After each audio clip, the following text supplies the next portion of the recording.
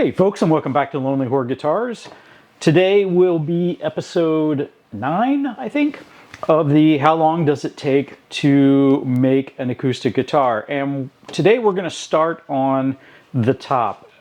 Specifically what we're going to do is we're going to cut out a rosette and inlay it in the top and then sand it to final thickness. Now I do keep an inventory of these solid rosettes that I like to use.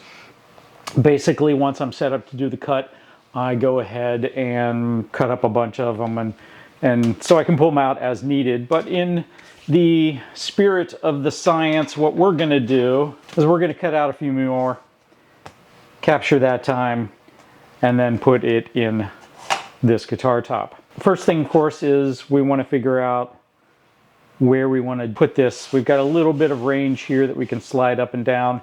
And what I really want to capture here on this top is there's this blue flamey looking stuff towards the bottom here. It's also got some bear claw in it, that's quite nice. But I definitely want to capture as much of that as we can along the lower bout. So we're going to line this up almost at the bottom, do our trace, and then get to work.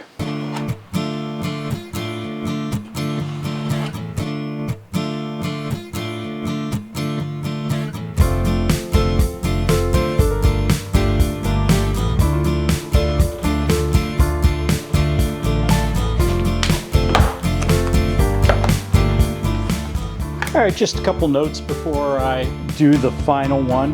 So of course we do our outside first so that everything stays in place. Little tape holds everything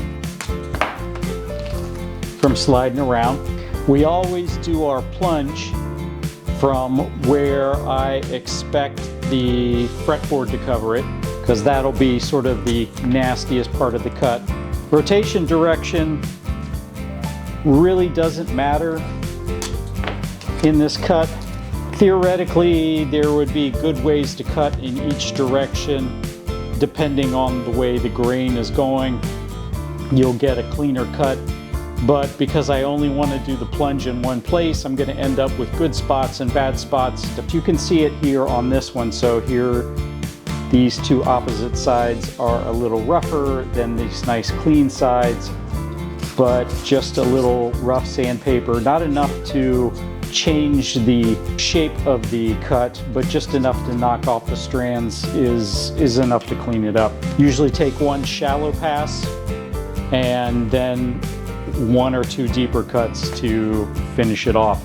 And I just keep notes here on the jig itself of what holes to use for my cuts. This is probably one of the most important.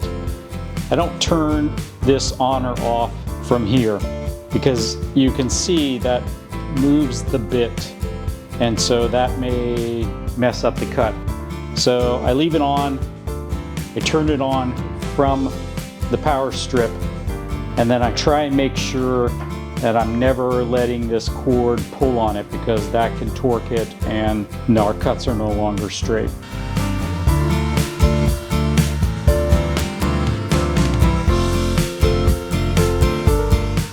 So, no more rosettes, but this kind of straight stuff might make a nice tail graft.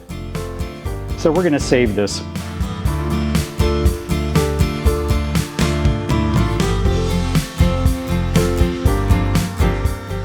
Now we have 3 more rosettes to work with. Before we get going on cutting the recess for the rosette, we're going to go ahead and get some Purfling bending. Pretty simple. We just wet it down and then wrap it around. Little PVC pipe and let it dry.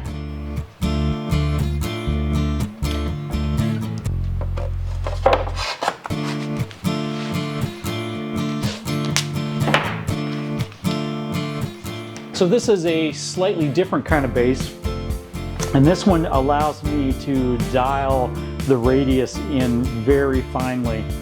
So what I basically do is start in about where the middle of this rosette was going to be, and work my way down to the depth that I want, and then work my way inside and out until I can drop the rosette into the slot.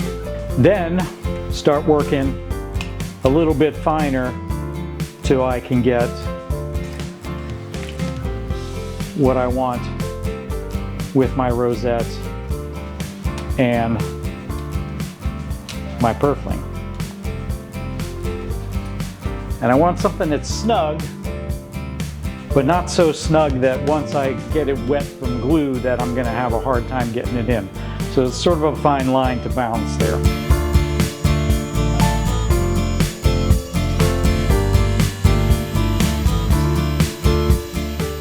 Alright, so our rosette fits now.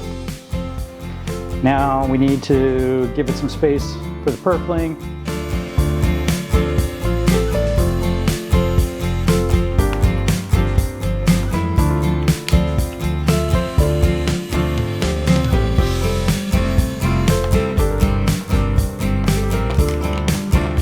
Here's our dry fit. Only one last thing I want to do before I start gluing, and that's sort of align the rosette in the direction that I want, and we're going to put a couple marks on it so I know where to keep it spun to. Almost forgot, acetone on the rosewood.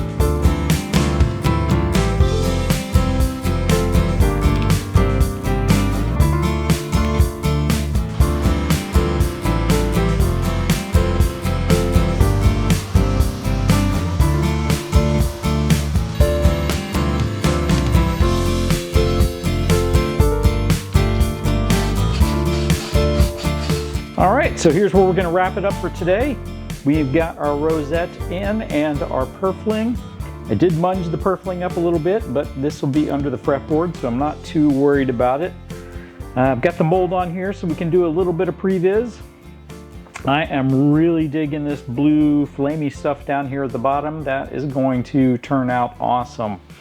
So if this is the kind of content you like, please like, subscribe, and we'll see you at the next one.